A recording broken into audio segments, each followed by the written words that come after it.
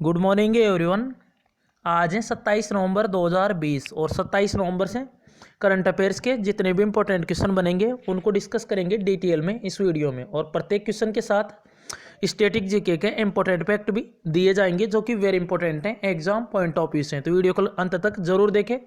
Video के last में एक क्वेश्चन पूछा जाएगा जिसका आंसर आप कमेंट बॉक्स में जरूर बताएं। अगर इस चैनल को वीडियो को पहली बार देख रहे हैं तो इस चैनल को जरूर सब्सक्राइब करें। तो स्टार्ट करते हैं आज के करंट अफेयर। चलते हैं फर्स्ट क्वेश्चन पर।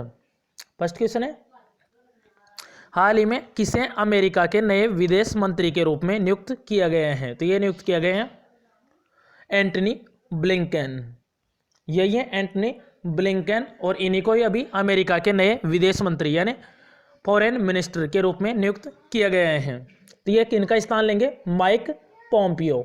अभी तक विदेश मंत्री थे माइक पोम्पियो, अब नए विदेश मंत्री बने हैं अमेरिका के एंटनी ब्लिंकन। उसके अलावा जो 46वें नंबर के अभी राष्ट्रपति बने थे जो बाइडेन अमेरिका के, उन्होंने इनको नियुक्त किया है एंटनी ब्लिंकन को विदेश मंत्री के रूप में। उसके अलावा कमला हैरिस, ये अमेरिका की पहली महिला उपराष्ट्रपति बनी थी। इनका नाम याद रखना है, कमला हैरिस। ये भारतीय मूल की है और ये अश्वेत भी, पहली अश्वेत महिला राष्ट्रपति भी बनी है, पहली अमेरिका की, जो बाइडेन। और ये सबसे उम्रदराज व्यक्ति बने प्रधान, यहाँ के प्रेसिडेंट बनने वाले अमेरिका के। उसके अलावा इनकी पार्टी याद रखना है, डेमोक्रेटिक पार्टी है इनकी, जो बाइडेन की। और डोनाल्ड ट्रंप की पार्टी है रिपब्लिकन पार्टी। और रिपब्लिकन पार्टी का सिंबल है हाथी, और जो बाइडेन की पार्टी है डेमोक्रेटिक पार्टी, इसका सिंबल है गधा। तो याद रखना है सिंबल भी। उनके अलावा ग्रेग बार्कले, कल ही बताया था, आईसीसी के चेयरमैन बने यानी आईसीसी के अध्यक्ष बने नए। तो वेरी इंपॉर्टेंट है ग्रेग बार्कले। शशांक मनोहर का इन्होंने स्थान लिया है। तो इस क्वेश्चन से इतनी जानकारी मिल जाती है। उसके अलावा अमेरिका की करेंसी है अमेरिकन डॉलर और इसकी कैपिटल है अमेरिका की वाशिंगटन डीसी। जो वर्ल्ड बैंक और जो इंटरनेशनल मॉनेटरी फंड है उसका मुख्यालय है वाशिंगटन डीसी में। चलते हैं नेक्स्ट क्वेश्चन पर। हाल ही में विजय सिन्हा को किस राज्य की विधानसभा के अध्यक्ष के रूप में चुना गया है? तो ये चुना गया है बिहार की विधानसभा के अध्यक्ष बने विजय सिन्हा। तो अभी यही है विधानसभा, आपको पता होगा अभी जब बिहार में भी इलेक्शन हुए थे तो बिहार के सीएम बने थे अभी नीतीश कुमार। 7वीं बार मुख्यमंत्री बने बिहार के नीतीश कुमार।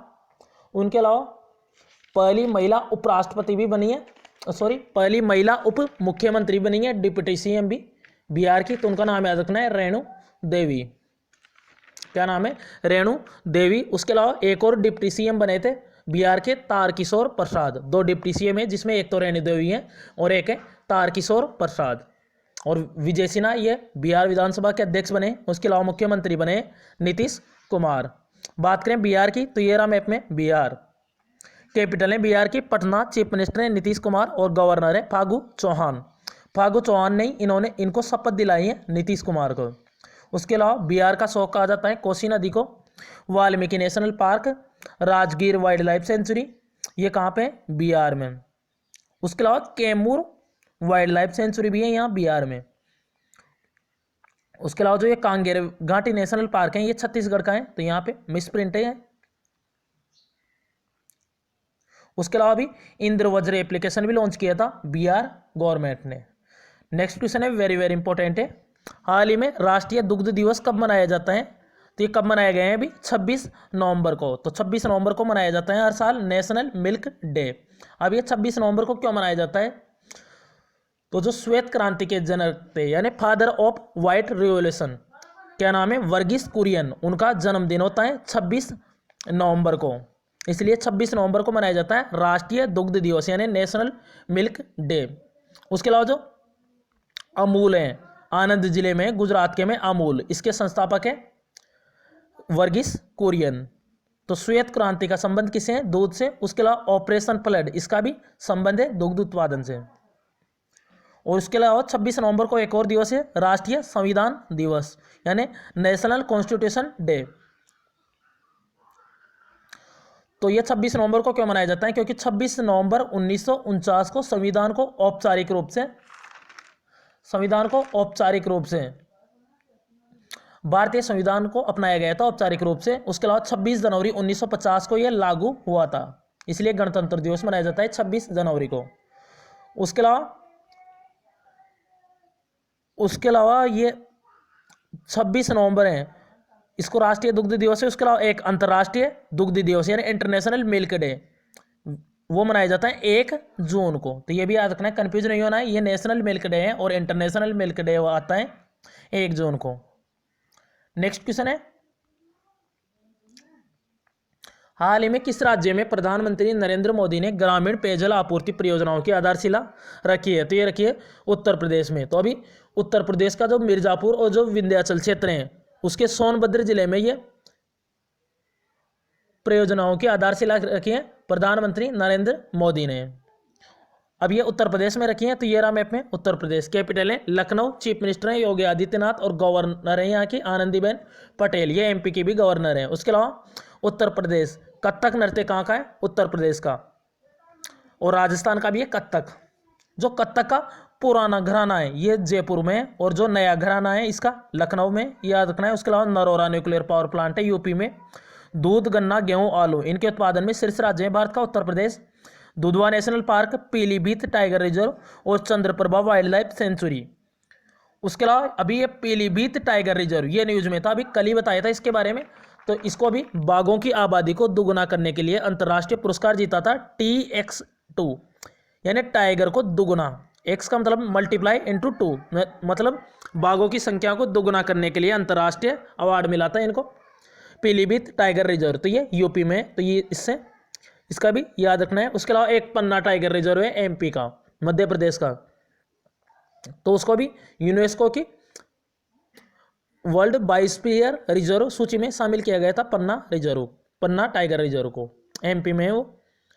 उसके अलावा भी सेफ सिटी प्रोजेक्ट लॉन्च किया था यूपी गवर्नमेंट ने। उसके अलावा यूराइज पोर्टल ये भी यूपी का है। नेक्स्ट क्वेश्चन है, हाल ही में कौन लिविन गार्ड एजी के ब्रांड एम्बेसडर बने हैं? तो ये बने बीसीसीआई के अध्यक्ष Sourav Ganguly, board of control for cricket in India. तो सौरव गांगुली को भी लिविन गार्ड एजी ने जो इसके जो मास्क और जो ग्लव्स आते हैं उनका ब्रांड एम्बेसडर अपॉइंट किया है सौरव गांगुली को। इससे पहले JSW सीमेंट इसके भी ब्रांड एम्बेसडर हैं सौरव गांगुली, साथ में सुनील छेत्री भी इसके ब्रांड एम्बेसडर है, दोनों को, सुनील छेत्री और सौरव गांगुली JSW सीमेंट के ब्रांड एम्बेसडर हैं। उसके अलावा JSW स्टील के कौन है? ऋषभ पंत। उसके अलावा अभी बंगाल पियरलेस इसके भी ब्रांड एम्बेसडर बने थे सौरव गांगुली, तो याद रखना है। तो BCCI के अध्यक्ष है वर्तमान में। उसके अलावा कल ही बताया था अभी संजू सैमसन, ये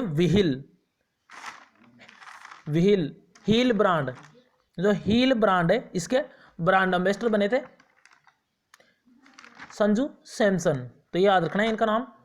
आयुर्वेद वेलनेस यानी आयुर्वेद स्वच्छता ब्रांड है ये हील, ये आयुर्वेदिक प्रोडक्ट बनाते हैं, इसके ब्रांड एम्बेसडर बने थे संजू सैमसन। उसके अलावा रोहित शर्मा वेगामैन के ब्रांड एम्बेसडर बने थे। उसके अलावा IIFL के बने थे। उसके अलावा ला लीगा के बने थे, डॉक्टर ट्रस्ट के बने थे रोहित शर्मा ब्रांड एम्बेसडर। उसके अलावा क्रिकेट किंगडम के बने थे, ला लीगा के भी ब्रांड एम्बेसडर बने रोहित शर्मा, 3 से याद रखना है। उसके अलावा विराट कोहली अभी वाइज के ब्रांड एम्बेसडर बने थे, वाइज। उसके अलावा ग्रेट लर्निंग इसके भी ब्रांड एम्बेसडर बने थे विराट कोहली। उसके अलावा कल ही बताया था भी इसको, विराट कोहली को ICC men's player of the decade award भी के विजेता भी बने विराट कोहली। नेक्स्ट क्वेश्चन है, हाल ही में ट्रांसजेंडर लोगों के लिए राष्ट्रीय पोर्टल किसने लॉन्च किया है? तो ये लॉन्च किया है थावरचंद गहलोत ने। ऑप्शन डी करेक्ट है, थावरचंद गहलोत, यही है थावरचंद गहलोत। और ये सामाजिक न्याय और आधिकारिता मंत्री हैं वर्तमान में। इन्होंने ये ट्रांसजेंडर्स के लिए राष्ट्रीय पोर्टल लॉन्च किया है। उसके अलावा जो असम राज्य का जो लोक सेवा आयोग है उसने जो ट्रांसजेंडर है उसको भी शामिल करने का निर्णय लिया है, ट्रांसजेंडरों को भी। जैसे फीमेल मेल इनका ऑप्शन आता है उसी तरह से ट्रांसजेंडर का भी ऑप्शन आएगा। नेक्स्ट क्वेश्चन है, हाल ही में किस IIT ने खीरे के छिलकों का उपयोग कर खाद्य पैकेजिंग सामग्री विकसित की है? तो ये विकसित की है IIT खड़गपुर ने। ऑप्शन डी करेक्ट है इसका, IIT खड़गपुर।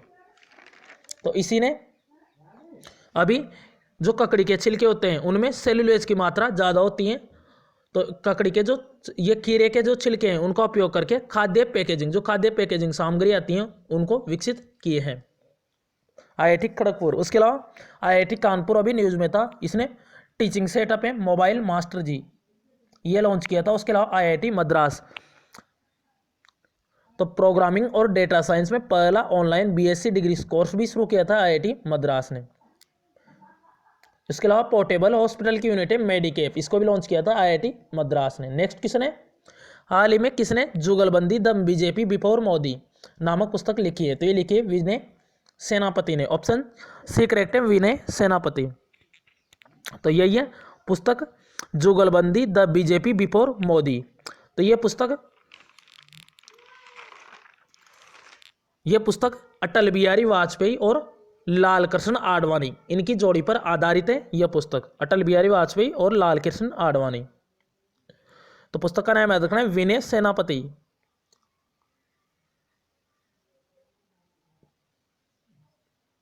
तो जुगलबंदी द बीजेपी बिफोर मोदी।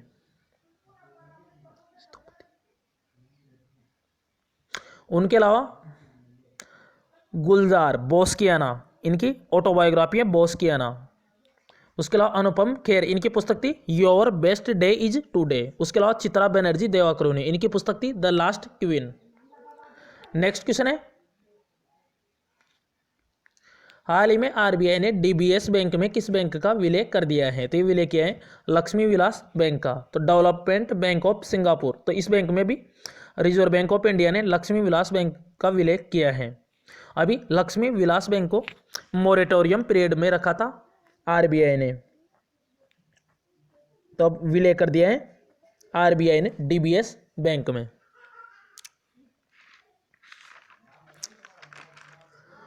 उसके अलावा बात करें डीबीएस यानी डेवलपमेंट बैंक ऑफ सिंगापुर, तो इसका हेडक्वार्टर कहाँ पे है, सिंगापुर में। उसके अलावा यह भी याद रखना है पहली बार ऐसा हुआ है जब किसी जो भारतीय बैंक है उसको डूबने से बचाने के लिए ये विदेशी बैंक में विलय किया गया है किसी बैंक का।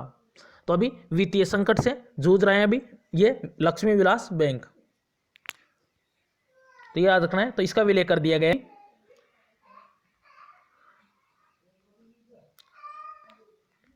तो ऑप्शन बी करेक्ट है। उसके अलावा लक्ष्मी विलास बैंक स्थापना 1926 को, हेडक्वार्टर है इसका चेन्नई में, उसके प्रेसिडेंट है अवतार सिंह मोंगा। उसके अलावा सीईओ है यहाँ के Piyush Goyal, development bank of Singapore इसके सीईओ है पीयूष गुप्ता, हेडक्वार्टर है सिंगापुर में। उसके अलावा लास्ट क्वेश्चन है अब, हाल ही में किस रेलवे स्टेशन का नाम बदलकर महादेवप्पा मेलारा रेलवे स्टेशन कर दिया गया है, तो कर दिया जाएगा। तो वेरी वेरी इंपॉर्टेंट है ये क्वेश्चन। ये स्टेशन कहाँ का है पहले तो ये कर्नाटक का रेलवे स्टेशन है हावेरी रेलवे स्टेशन, इसका नाम बदल कर रखा जाएगा महादेवप्पा मेलारा रेलवे स्टेशन। तो ये महादेवप्पा मेलारा तो ये हावेरी जिले के क्रांतिकारी और स्वतंत्रता सेनानी है। तो जो हावेरी रेलवे स्टेशन ये कहाँ का है, कर्नाटक का, इसका नाम बदल कर रखा जाएगा मंडू, इसका नाम बदलकर महादेवप्पा मेलारा रेलवे स्टेशन। तो कर्नाटक का है ये हावेरी रेलवे स्टेशन, तो इसी का नाम बदला जाएगा। उसके अलावा कर्नाटक का ही रेलवे स्टेशन है हुबली रेलवे स्टेशन, इसका नाम रखा जाएगा श्री सिद्धूरदा स्वामी रेलवे स्टेशन।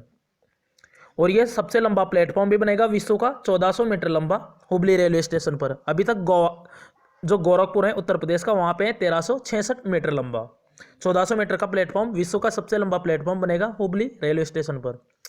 उसके अलावा नौगढ़ रेलवे स्टेशन, इसका नाम बदलकर सिद्धार्थनगर रेलवे स्टेशन कर दिया गया था। उसके अलावा मंडुवाडिया रेलवे स्टेशन, इसका नाम बदलकर बनारस रेलवे स्टेशन कर दिया गया था।